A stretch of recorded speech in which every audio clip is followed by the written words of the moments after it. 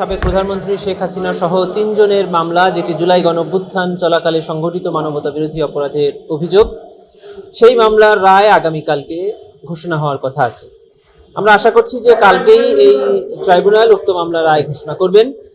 প্রসিকিউশনের পক্ষ থেকে আমরা এই মামলার রায় রিসিভ করার জন্য প্রস্তুত আছি এবং আমরা আগেও বলেছি যে এই মামলায় প্রসিকিউশনের পক্ষ থেকে যে 5টি অভিযোগ আনা হয়েছিল, প্রসিকিউশন 5টি অভিযোগই সন্দেহাতীতভাবে প্রমাণ করতে সক্ষম হয়েছে এবং প্রসিকিউশন সর্বোচ্চ শাস্তি মৃত্যুদণ্ড প্রার্থনা করেছে ট্রাইব্যুনালের।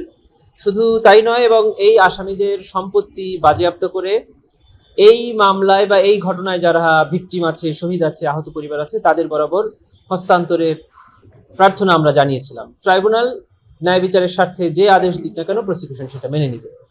এবং ইতিপূর্বে আপনারা দেখেছেন যে ট্রাইব্যুনালের বেশ স্পেশাল প্রসিডিংসগুলো আমরা ট্রাইব্যুনালের অনুমতি সাপেক্ষে সরাসরি সম্প্রচার করেছি।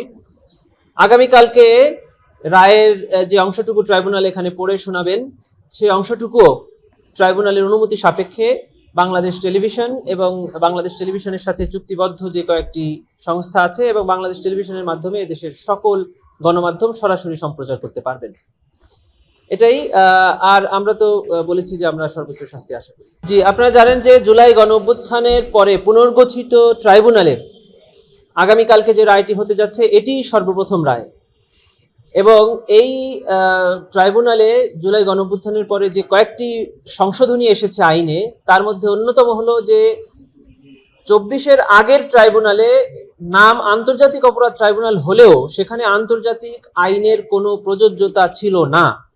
জুলাই গণঅভ্যুত্থানের পরে আইন সংশোধন করে আন্তর্জাতিক আইন অর্থাৎ রোম স্ট্যাটিউটে যে আন্তর্জাতিক আইনের সংজ্ঞা এবং অ্যাপ্লিকেবিলিটি আছে সেটা এখানে প্রযোজ্য করা হয়েছে। দ্বিতীয় যে অন্যতম সংশোধনীটা করা হয়েছে সেটা হলো দণ্ডের পাশাপাশি, অর্থাৎ কারাদণ্ড বা মৃত্যুদণ্ডের পাশাপাশি এখানে আরেকটি দণ্ডকে এখানে সংযোজিত করা হয়েছে। তা হলো আসামিদের সম্পদ বাজেয়াপ্ত করে ভিকটিম, আহত, নিহত বা এই ঘটনায় যারা ক্ষতিগ্রস্ত তাদের বরাবর হস্তান্তর করা। কেন আমরা এটা চাচ্ছি? যেহেতু এটা আইনে আছে এবং একটি মানুষের প্রাণের বিনিময় তো আসলে কখনোই দেওয়া সম্ভব না। রাষ্ট্র মাঝে মধ্যে ওই প্রাণের বিনিময়ে তাদের পরিবারকে সচ্ছল করার জন্য যে ব্যক্তিটি দুনিয়া থেকে চলে গেলেন, সে পরিবারে যে কন্ট্রিবিউশনটা করতেন তার কিছুটা পূরণ করার জন্য এই সকল বিধান রেখে থাকেন। যেহেতু এই ট্রাইব্যুনালে ফাইন্যান্সিয়াল কম্পেনসেশনটা আছে, আমরা সেজন্য এটা চেয়েছি। সিমিলার ম্যাটার, অর্থাৎ জুলাই গণঅভ্যুত্থান চলাকালে যে কয়েকটি অভিযোগ আমরা এই ট্রাইব্যুনালে এনেছি, এই সেম অভিযোগে যদি এই 3 জন আসামির বিরুদ্ধে বাংলাদেশের অন্য কোনো আদালতে কোনো মামলা চলে থাকে, সেগুলো আর চলবে না। কারণ এটা আমাদের কনস্টিটিউশনাল রাইটস, প্রত্যেকটি নাগরিকের উপরে যে একই অভিযোগে কোনো ব্যক্তিকে দুবার শাস্তি বা দুবার বিচার করা যাবে।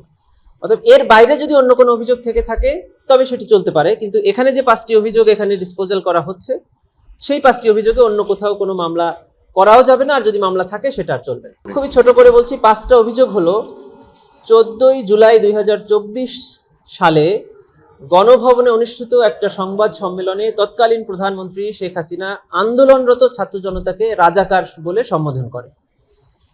এটা একটি উস্কানিমূলক বক্তব্য। তারই প্রেক্ষিতে ওই 14 তারিখ রাতে তিনি তৎকালীন ঢাকা বিশ্ববিদ্যালয়ের ভিসি মাকসুদ কামাল সাহেবের সাথে ফোনে কথোপকথনে আন্দোলনকারী ছাত্রদের উপরে নির্যাতন এবং নিপীড়নের আদেশ এবং নির্দেশ এবং উস্কানি প্রদান করে।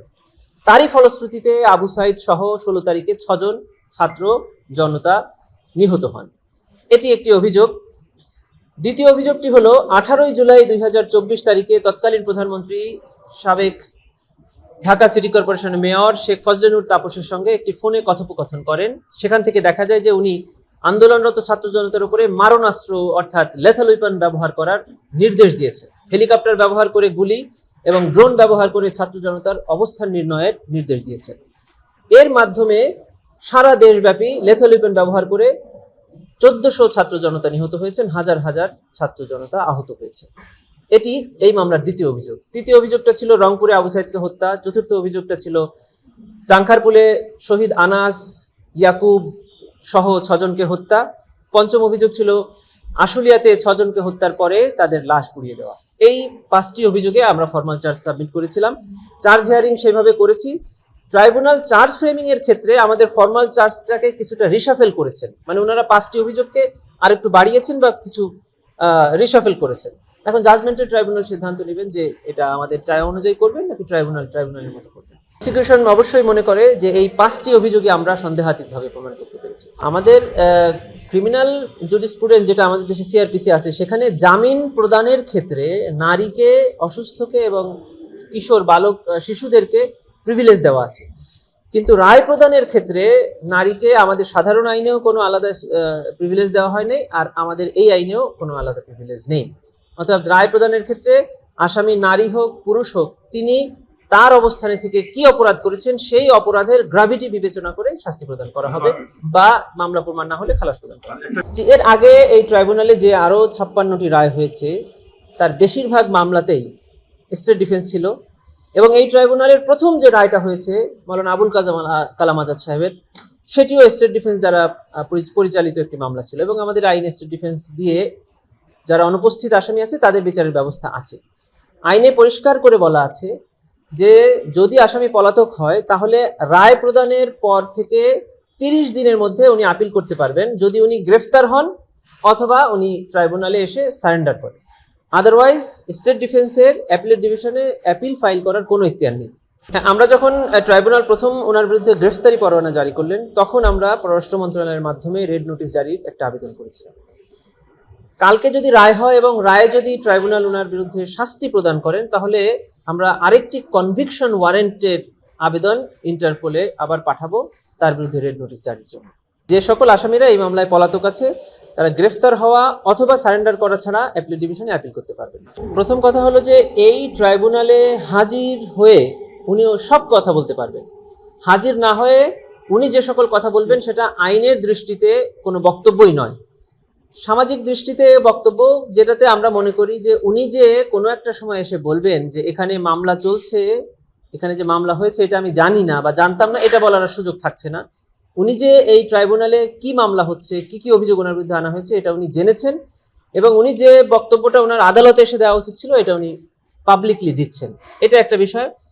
দুটি হলো, আমরা এই ট্রাইব্যুনালে বিশেষ করে জুলাই গণঅভ্যুত্থানের পরে পুনর্গঠিত ট্রাইব্যুনালে আমরা চেষ্টা করেছি গণমাধ্যমের মানে আপনাদের মাধ্যমে সারা জাতিকে সাথে নিয়ে এই বিচারটা করতে, যেন শুধু বিচার হচ্ছে না, বিচারটা যে ন্যায় বিচার হচ্ছে এটা যেন জাতি জানতে পারে। এই জন্য আমরা একটা বড় অংশ প্রসিডিংস লাইভ করেছি, আমরা কি কি এখানে উপস্থাপন করছি, কি কি সাক্ষী এখানে এসে সাক্ষ্য দিচ্ছে, প্রতিদিন কোর্ট প্রসিডিং শেষে আপনাদের সাথে কথা বলছি, সাক্ষীরা নিজেরা এসে কথা বলছে।